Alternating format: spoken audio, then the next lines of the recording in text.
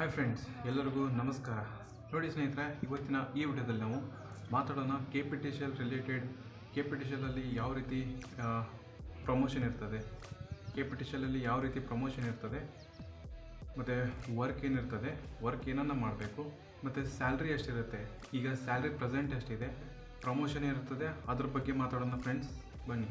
ಇವಾಗ ನಾನು ಮಾತಾಡ್ತಿರೋದು assistant, KPTCL assistant to assistant. ಈ ಅಸಿಸ್ಟೆಂಟ್ ಟು ಸಿ ಎನೇ ಮೇನ್ ಹೆಡ್ ಸ್ನೇಹಿತರೆ. ಈ CAಗೆ KPTCL ಹೆಡ್ ಅಂತ ಕರಿತೀವಿ. ಕಂಪ್ನಿದೊಂದು ಅಕೌಂಟೆಂಟ್ ಆಗಿರ್ತಾನೆ ಸ್ನೇಹಿತರೆ, ಕಂಪ್ನಿ ಅಕೌಂಟೆಂಟ್. ಫುಲ್ ಕಂಪ್ನಿಯನ್ನು ಫುಲ್ಲು ಕಂಟ್ರೋಲ್ ಮಾಡ್ತಿರ್ತಾನೆ ಸ್ನೇಹಿತರೆ, ಕಂಟ್ರೋಲ್. ನೋಡಿ ಸ್ನೇಹಿತರೆ, ಜೂನಿಯರ್ ಅಸಿಸ್ಟೆಂಟಿಂದ ಜೂನಿಯರ್ ಅಸಿಸ್ಟೆಂಟ್ ಅಥವಾ ಅಸಿಸ್ಟೆಂಟ್ ಕ್ವಾಲಿಫಿಕೇಷನ್ PUC ಅಥವಾ ಡಿಗ್ರಿ ಆಗಿರಬೇಕು. PUC ಅಥವಾ ಡಿಗ್ರಿ ಆಗಿರಲೇಬೇಕು. OBC PUC ಅಥವಾ ಡಿಗ್ರಿಯಲ್ಲಿ 50% OBC ಅವರು ಪಡ್ಕೊಂಡಿರಬೇಕು, 60% GM ಅವರು ಪಡ್ಕೊಂಡಿರಬೇಕು. ಜಸ್ಟ್ ಪಾಸಾಗಿ SC ಆ್ಯಂಡ್ ST ಅವರು ಇದ್ದರೆ ಸಾಕು, ಈ ಪೋಸ್ಟ್ಗೆ ಅಪ್ಲೈ ಮಾಡ್ಬೋದು. ಈ ಪೋಸ್ಟಿಂದ ನೀವು ಪ್ರಮೋಷನ್ ಆಗ್ಬೋದು. ಅಂದರೆ ಪ್ರೊಸೀಜರ್ ಏನೇನಿದೆ ಅಂತ ನೋಡೋಣ. ಒಂದನೇದಾಗಿ ನೋಡೋಣ ಪ್ರಮೋಷನ್ ಬಗ್ಗೆ. ಈ ಪ್ರಮೋಷನಲ್ಲಿ ಜೂನಿಯರ್ ಅಸಿಸ್ಟೆಂಟ್ ಬಗ್ಗೆ ನೋಡೋಣ. ಜೂನಿಯರ್ ಅಸಿಸ್ಟೆಂಟ್ ಹೋದ ತಕ್ಷಣ ಸ್ನೇಹಿತರೆ, ನಿಮಗೆ ಪ್ರಮೋಷನ್ ಆದಮೇಲೆ 1 ಇಯರು ಪ್ರೊವಿಷನರಿ ಪೀರಿಯಡ್ ಅಂತ ಇರುತ್ತದೆ. 1 ಇಯರು ನಿಮಗೆ 45 days training. Within that 45 days training ಸೆಂಟ್ರಲ್ಲಿ ಇರ್ತದೆ. ಟ್ರೈನಿಂಗ್ ಸೆಂಟ್ರು ಬೆಂಗಳೂರಲ್ಲಿ ಹೂಡಿಯಲ್ಲಿ ಇರ್ತದೆ ಸ್ನೇಹಿತರೆ. ಬೆಂಗಳೂರು ಪಕ್ಕ ಬೆಂಗಳೂರಲ್ಲಿ ಬರ್ತದೆ ಇದು ಹೂಡಿ. ಆ ಹೂಡಿಯಲ್ಲಿ ನಿಮಗೆ ಟ್ರೈನಿಂಗ್ ಇರ್ತದೆ. ಆ ಟ್ರೈನಿಂಗಲ್ಲಿ ನಿಮಗೆ ಕಲಿಸ್ಕೊಡ್ತಾರೆ ಸ್ಯಾಲ್ರಿ ಏನು, ಮತ್ತು ಲೀವಿಂಗ್ ಹೆಂಗೆ, ಬಿಲ್ ಹೆಂಗೆ ಮಾಡೋದು, ನಿಮ್ಮ ಬಿಲ್ಲು ಯಾವ ರೀತಿ ಏನಿದೆ ಪ್ರೊಸೀಜರು ಎಲ್ಲ ನಿಮಗೆ ಕಲಿಸ್ಕೊಡ್ತಾರೆ. ಅದರಲ್ಲಿ ನಿಮಗೆ ಸರ್ಟಿಫಿಕೇಷನ್ ವೆರಿ ಇಂಪಾರ್ಟೆಂಟ್. ಸರ್ಟಿಫಿಕೇಟ್ ಬೇಕೇ ಬೇಕು. ಆ ಸರ್ಟಿಫಿಕೇಟನ್ನು ಕೊಡ್ತಾರೆ ಅಲ್ಲಿ. ನಿಮ್ಮ ಟ್ರೈನಿಂಗ್ ಆದ ತಕ್ಷಣ ಆ ಸರ್ಟಿಫಿಕೇಟನ್ನು ಕೊಡ್ತಾರೆ. ಟ್ರೈನಿಂಗ್ ಮುಗಿದ ಮೇಲೆ ಎಲ್ಲರೂ ಇಸ್ಕೋಬೇಕು ಸರ್ಟಿಫಿಕೇಟ್. ಯಾಕೆ ನಮಗೆ ಬೇಕು ಅಂದರೆ, ಸರ್ಟಿಫಿಕೇಟ್ ತೊಗೊಂಡ್ರೆ ಪ್ರಮೋಷನ್ಗೆ ಹೆಲ್ಪ್ ಆಗುತ್ತೆ. ಹಾಗಿದ್ರೆ ಈ ಪ್ರಮೋಷನ್ ಆಗಲಿಕ್ಕೆ ಎಕ್ಸಾಮ್ಗಳು ಇರ್ತಾವ? ಎಸ್ ಸ್ನೇಹಿತರೆ, 100% ಖಂಡಿತವಾಗಿ ಈ ಪ್ರಮೋಷನ್ ಆಗೋ ಟೈಮ್ದಲ್ಲಿ KPTCLಲ್ಲಿ ಎಕ್ಸಾಮ್ ಇರ್ತವೆ, ಡಿಪಾರ್ಟ್ಮೆಂಟಲ್ಲಿ ಎಕ್ಸಾಮ್ ಇರ್ತವೆ. ಅದ್ರ ಬಗ್ಗೆ ಸಂಪೂರ್ಣವಾಗಿ ನೋಡ್ತಾ ಹೋಗೋಣ. ಎಲ್ಲೂ ಇಂಚು ಮಾಹಿತಿ ಕೊಡ್ತಿರ್ತೀನಿ. 1 ನಿಮಿಷ ಕೂಡ ವೇಸ್ಟ್ ಆಗೋಲ್ಲ, 1 ಸೆಕೆಂಡ್ ಕೂಡ ವೇಸ್ಟ್ ಆಗೋಲ್ಲ. ಕಂಟಿನ್ಯೂ ಆಗಿ ಫ್ರಾಮ್ ಟು ಎಂಡ್ವರೆಗೂ, ಕೊನೆಯವರೆಗೂ ನೋಡಿ. ಯಾವುದೇ ರೀತಿ ಮಿಸ್ ಮಾಡ್ಕೋಬೇಡಿ. ಒಂದು ಸ್ವಲ್ಪ ಮಿಸ್ ಮಾಡ್ಕೊಂಡ್ರಿ ಅಷ್ಟೇ, ಓಕೆ. ಪ್ರಮೋಷನಲ್ಲಿ ನೋಡೋಣ. ಪಾರ್ಟ್ A ಮತ್ತು ಪಾರ್ಟ್ ಬಿ ಅನ್ನುವಂಥ ಎಕ್ಸಾಮ್ ಇರ್ತವೆ. ಜೂನಿಯರ್ ಅಸಿಸ್ಟೆಂಟ್ ಆ್ಯಂಡ್ ಅಸಿಸ್ಟೆಂಟ್ ಇಬ್ಬರು ಕೂಡ ಎಲಿಜಿಬಲ್ ಆಗಿರ್ತಾರೆ ಈ ಪ್ರಮೋಷನ್ ಡಿಪಾರ್ಟ್ಮೆಂಟಲ್ ಪಾರ್ಟ್ A ಮತ್ತು ಪಾರ್ಟ್ B ಎಕ್ಸಾಮ್ ಬರೆಯೋಕ್ಕೆ. ನೋಡಿ ಸ್ನೇಹಿತರೆ, ಇದರಲ್ಲಿ ಈ part A exam, part 2 exam ಅಂತ ಇರ್ತದೆ. ಪಾರ್ಟ್ A ಯಲ್ಲಿ ಏನಿರ್ತದೆ ಅಂದರೆ, ಕನ್ನಡ ಲ್ಯಾಂಗ್ವೇಜ್, ಕನ್ನಡ ಗ್ರಾಮರ್ ಎಲ್ಲರಿಗೂ ಇರಲೇಬೇಕು. ಒಂದೇದು ಕನ್ನಡ ಇರ್ತದೆ. ಕನ್ನಡದಲ್ಲಿ 100 ಕ್ವಶನ್, 30 ಮಾರ್ಕ್ಸ್. 100/30 ಮಾರ್ಕ್ಸ್ ಇರ್ತವೆ. LT1, LT2, LT3 ಅಂತೇಳಿ ಎಕ್ಸಾಮ್ ಇರ್ತವೆ ಅದ್ರಾಗೆ. ಇನ್ನು ಮೂರನೇದಾಗಿ ಡಿಸ್ಕ್ರಿಪ್ಟಿವ್ ಟೈಪ್ ಎಕ್ಸಾಮ್ ಇರ್ತದೆ. ಅಂದರೆ ಟಾರಿಫ್ ಜಕಾತಿ ಅಂತ ಕರಿತೀವಲ್ಲ, ಅದ್ರ ಬಗ್ಗೆ. ಇನ್ನು ಪಾರ್ಟ್ B ಎಕ್ಸಾಮಲ್ಲಿ ಎಕ್ಸಾಮ್ 1, ಎಕ್ಸಾಮ್ 2 ಎರಡು ಇರ್ತವೆ. Junior assistant clear part A. ಯಾರ್ಯಾರು ಜೂನಿಯರ್ ಅಸಿಸ್ಟೆಂಟ್ ಪಾರ್ಟ್ A ಅನ್ನು ಕ್ಲಿಯರ್ ಮಾಡಿರ್ತಾರೋ, ದೆನ್ ಅವರು ಜೂನಿಯರ್ ಅಸಿಸ್ಟೆಂಟಿಂದ ಅಸಿಸ್ಟೆಂಟ್ ಆಗಿ ಪ್ರಮೋಷನ್ ಆಗುತ್ತಾರೆ. ಇಲ್ಲಿ ಯಾವುದೇ ರೀತಿ ನೋ ಇಯರ್ ಗ್ಯಾಪ್ಸ್ ಇರ್ತದೆ. ಅಂದರೆ ಯಾವುದೇ ರೀತಿ ನೀವು ಹೋದ ತಕ್ಷಣ 3 ವರ್ಷ ಮಾಡಬೇಕು, 4 ವರ್ಷ ಮಾಡಬೇಕು, ಏನೂ ಇಲ್ಲ. ಹೋದ ತಕ್ಷಣ ನೀವು ಜಾಯ್ನಿಂಗ್ ಆಗಬೇಕು. ಜಾಯ್ನಿಂಗ್ ಆದ ತಕ್ಷಣ ನೀವು ಅಲ್ಲಿಂದಲೇ ಎಕ್ಸಾಮ್ ಬರೆಯೋಕ್ಕೆ ಸ್ಟಾರ್ಟ್ ಮಾಡ್ಬೋದು. ಎಕ್ಸಾಮಿಂದ ನೀವು ಡೈರೆಕ್ಟಾಗಿ ಪ್ರಮೋಷನ್ ಆಗ್ಬೋದು. Not clear exam, not promotion you. ಅದೇನಾದರೂ ಅಕಸ್ಮಾತ್ ಜೂನಿಯರ್ ಅಸಿಸ್ಟೆಂಟ್ ಏನಾದರೂ ಪಾರ್ಟ್ A ಮತ್ತು ಪಾರ್ಟ್ B ಎರಡು ಎಕ್ಸಾಮನ್ನು ಕ್ಲಿಯರ್ ಮಾಡಿದೆ ಅಂದರೆ, ಎರಡು ಎಕ್ಸಾಮನ್ನು ಪಾಸ್ ಆದಂದರೆ direct senior accountant clear exam, not promotion. Senior ಅಸಿಸ್ಟೆಂಟಿಂದ ನೀವೇನಾದರೂ ಸೀನಿಯರ್ ಅಸಿಸ್ಟೆಂಟ್ ಆಗಬೇಕಂದ್ರೆ 2 ಎಕ್ಸಾಮನ್ನು ಪಾಸ್ ಆಗಬೇಕು. ಪಾರ್ಟ್ A ಮತ್ತು ಪಾರ್ಟ್ B 2 ಎಕ್ಸಾಮನ್ನು ಮುಗಿಸ್ಬೇಕು. ನೀವು ಇಲ್ಲಿ ಪ್ರಮೋಷನ್ ಆಗ್ಬೋದು ಅಥವಾ ಬಿಡ್ಬೋದು, ಅದನ್ನು ನಿಮ್ಮ ಸ್ವ ಇಚ್ಛೆಗೆ ಬಿಟ್ಟಂಥದ್ದು. ಅಕಸ್ಮಾತ್ ನೀವು ಪ್ರಮೋಷನ್ ಆದರೆ ನಿಮಗೆ ಒಳ್ಳೆ ಸ್ಯಾಲ್ರಿ ಸಿಗ್ತದೆ. ಪ್ರಮೋಷನ್ ಆಗಲಿಲ್ಲ ಅಂದರೂ ಅದೇ ಪೋಸ್ಟಲ್ಲಿ ಇದ್ಕೊಂಡು ಒಳ್ಳೆ ಸ್ಯಾಲ್ರಿ ನಿಮಗೆ ಸಿಗ್ತದೆ. ಸ್ಯಾಲ್ರಿನ ಹೈಕ್ ಮಾಡ್ತಾರೆ, ನೆನಪಿರಲಿ, ಹೈಕ್ ಮಾಡ್ತಾರೆ.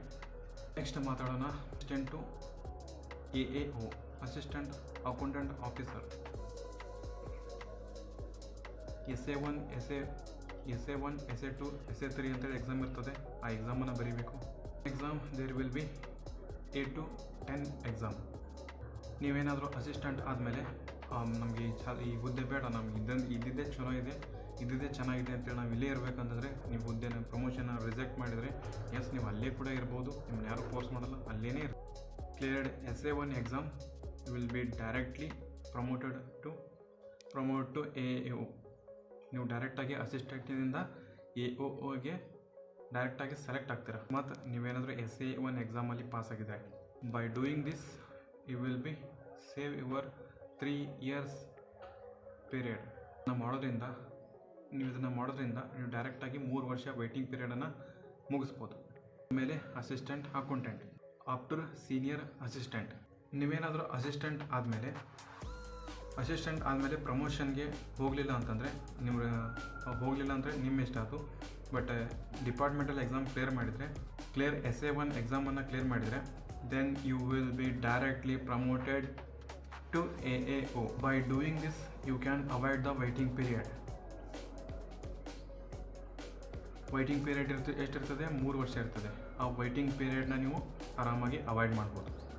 ಇದಾದಮೇಲೆ ಆಫ್ಟರ್ ಸೀನಿಯರ್ ಅಸಿಸ್ಟೆಂಟ್ ಈಗ ನೋಡೋಣ. AO2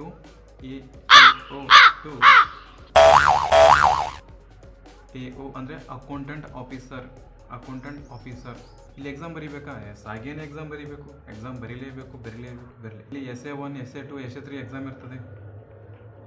ಇಲ್ಲಿ AO2 DCU, ಇಲ್ಲಿ AO2 DCA ಆಗುತ್ತೆ, ಡೆಪ್ಯೂಟಿ ಅಕೌಂಟೆಂಟ್ ಕಂಟ್ರೋಲರ್.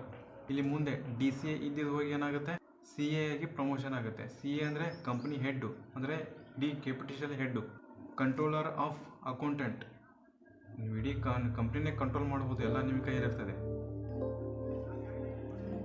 ಹಾಗಿದ್ರೆ ವರ್ಕ್ ಬಗ್ಗೆ ಮಾತಾಡೋಣ. ವರ್ಕ್ ನೋಡಿ, ಅಕೌಂಟೆಂಟ್ ಕೆಲಸ ಮಾಡಿರ್ತದೆ, ಮತ್ತು ಮ್ಯಾನೇಜಿಂಗ್ ಮಾಡೋದಿರ್ತದೆ. ಎಲ್ಲರೂ ಬಿಲ್ಸ್ ರಿಸ್ಯೂಮ್ ಮಾಡೋದು, ಬಿಲ್ಸ್ನ ಕ್ರಿಯೇಟ್ ಮಾಡೋದು, ಬಿಲ್ಸ್ ಜನ್ರೇಷನ್ ಮಾಡೋದು, ಆ ಥರದ್ದೆಲ್ಲ ವರ್ಕ್ ಇರ್ತವೆ. ನಾರ್ಮಲ್ ವರ್ಕ್ ಇರ್ತವೆ. ಅಲ್ಲಿ ಹೋದ್ಮೇಲೆ ನೀವು ತಿಳ್ಕೊತೀರ. ಈಗ ಮಾತಾಡೋಣ ಸ್ಯಾಲ್ರಿ ಬಗ್ಗೆ. ನೋಡಿ, ಸ್ಯಾಲ್ರಿ ಇಷ್ಟೇ ಅಂತ ಏನು ಹೇಳೋಕ್ಕಾಗಿಲ್ಲ, ಬಟ್ ವರ್ಷದಿಂದ ವರ್ಷಕ್ಕೆ ಅಂದಾಜಿನ ಪ್ರಕಾರ ಹೋಗ್ತಾನೇ ಇರ್ತದೆ ಮೇಲ್ಗಡೆ. ಈ ವರ್ಷ ನೀವು ಹಿಂಗಿದ್ರೆ ಮುಂದೆ ವರ್ಷ ಜಾಸ್ತಿ ಇರ್ತದೆ. ಜೂನಿಯರ್ ಅಸಿಸ್ಟೆಂಟ್ಗೆ 35,000 ಪ್ಲಸ್, ಅಸಿಸ್ಟೆಂಟ್ಗೆ 45,000 ಪ್ಲಸ್, AOಗೆ 70,000 to 78,000 ಪ್ಲಸ್. ಉಳಿದಿರುವಂತಹ ಪೋಸ್ಟ್ಗಳಿಗೆ ಮಾಹಿತಿ ನಿಮಗೇನು ಅಷ್ಟೊಂದು ಬೇಡ ಅನ್ಕೋತೀನಿ, ಬಟ್ ಅದ್ರ ಬಗ್ಗೆ ರಿಸರ್ಚ್ ಮಾಡೋಕ್ಕೆ ಹೋಗಿಲ್ಲ. ಅಷ್ಟೊಂದು ಮೇರೆ ನಿಮ್ಗೆ ಏನಾದರೂ ಬೇಕಾದರೆ ಕಮೆಂಟ್ ಬಾಕ್ಸ್ನಲ್ಲಿ ತಿಳಿಸಿ. ಆದ್ರೂ ನಿಮಗೆ ಸ್ಯಾಲ್ರಿ ಬೇಕು ಅಂದರೆ ಕಮೆಂಟ್ ಬಾಕ್ಸಲ್ಲಿ ತಿಳಿಸಿ. ಅದ್ರ ಬಗ್ಗೆನೂ ವಿಡಿಯೋ ಮಾಡ್ತೀನಿ, ಸರ್ಚ್ ಮಾಡಿಬಿಟ್ಟು ಅದ್ರ ಬಗ್ಗೆನೂ ವಿಡಿಯೋ ಮಾಡಿ ಹಾಕ್ತೀನಿ. ಓಕೆ, ನೋಡಿ ಸ್ನೇಹಿತರೆ, ಇದಿಷ್ಟು ಕಂಪ್ಲೀಟ್ KPTCL ರಿಲೇಟೆಡ್ ಎಕ್ಸಾಮ್ದು ಪ್ರಮೋಷನ್ ಹೇಗೆ, ವರ್ಕ್ ಹೇಗೆ, ಸ್ಯಾಲ್ರಿ ಹೇಗೆ ಎಲ್ಲನೂ ಕಂಪ್ಲೀಟಾಗಿ ತಿಳಿಸ್ಕೊಟ್ರಿ ಅಂತ ನಾನು ಅನ್ಕೊತೀನಿ. ಬಟ್ ನಿಮಗೆ ಅನಿಸಿದರೆ ಲೈಕನ್ನು ಮಾಡಿ. ಇಷ್ಟ ಆಗ್ತೈತಾ? ಲೈಕ್ ಮಾಡಿ. ಇಷ್ಟ ಆದರೆ ಮಾತ್ರ ಲೈಕ್ ಮಾಡಿ. ಇದೇ ರೀತಿ ಯೂಸ್ಫುಲ್ ಕಂಟೆಂಟ್ಗಳಿಗಾಗಿ ಸಬ್ಸ್ಕ್ರೈಬ್ ಮಾಡಿ ಇಟ್ಕೊಂಡಿರಿ. ಲೈಕ್ ಮಾಡಿ, ನಿಮ್ಮ ಫ್ರೆಂಡ್ಸ್ಗೆಲ್ಲರಿಗೂ ಕೂಡ ಶೇರ್ ಮಾಡ್ತಾರೆ. ನೀವೇ ಶೇರ್ ಮಾಡೋಂಗಿಲ್ಲ ನಂಗೆ ಗೊತ್ತು, ಇಲ್ಲ ಮಾಡ್ತಾರೆ, ಹುಡುಗರು ಮಾಡ್ತಾರೆ. ಓಕೆ, ಶೇರ್ ಮಾಡಿ. ನೋಡಿ ಸ್ನೇಹಿತರೆ, ಇದನ್ನ ಕ್ರಿಯೇಟ್ ಮಾಡಬೇಕಂದ್ರೆ, ಈ ಕಂಟೆಂಟನ್ನು ಕ್ರಿಯೇಟ್ ಮಾಡಬೇಕಂದ್ರೆ ಇದ್ರ ಬಗ್ಗೆ ಮಾಹಿತಿ ತಿಳ್ಕೋಬೇಕು. ತುಂಬಾ ಟೈಮನ್ನು ವೇಸ್ಟ್ ಮಾಡಿ ಈ ವಿಡಿಯೋನ ಮಾಡ್ತಾಯಿದ್ದೀನಿ ಸ್ನೇಹಿತರೆ. ಇದಕ್ಕೆ ಏನಾದರೂ ನೀವು ಹೆಲ್ಪ್ ಆಗಿದೆ ಅಂತ ಅನಿಸಿದರೆ ಒಂದು ಲೈಕ್ ಕೊಡಿ. ಯಾಕಂದರೆ ಇದ್ರ ಬಗ್ಗೆ ಮತ್ತು ಇದೇ ರೀತಿ ನೀವು KPTCL ರಿಲೇಟೆಡು ಮತ್ತು ಎಲ್ಲ ರೀತಿಯ ಎಕ್ಸಾಮ್ ರಿಲೇಟೆಡು ಇನ್ಫಾರ್ಮೇಷನ್ನ ತರ್ತಾ ಇರ್ತೀನಿ. ಅದಕ್ಕೆ ನನಗೊಂದು ಮೋಟಿವೇಶನ್ ಬೇಕು. ಲೈಕ್ ಒಂದು ಕೊಡಿ, ಸಬ್ಸ್ಕ್ರೈಬ್ ಮಾಡಿ ಇಟ್ಕೊಂಡಿರಿ. ಇಷ್ಟ ಆದರೆ ಎಲ್ಲರಿಗೂ ಕೂಡ ಶೇರ್ ಮಾಡ್ತಾ ಹೋಗಿ ಸ್ನೇಹಿತರೆ. ಎಲ್ಲರಿಗೂ ಕೂಡ ಧನ್ಯವಾದಗಳು ಸ್ನೇಹಿತರೆ. ಮತ್ತೆ ಸಿಗೋಣ ಹೊಸ ವಿಡಿಯೋಗಾಗಿ, ಹೊಸ ಇನ್ಫಾರ್ಮೇಟಿವ್ ವಿಡಿಯೋಸ್ಗಳ ಜೊತೆಗೆ.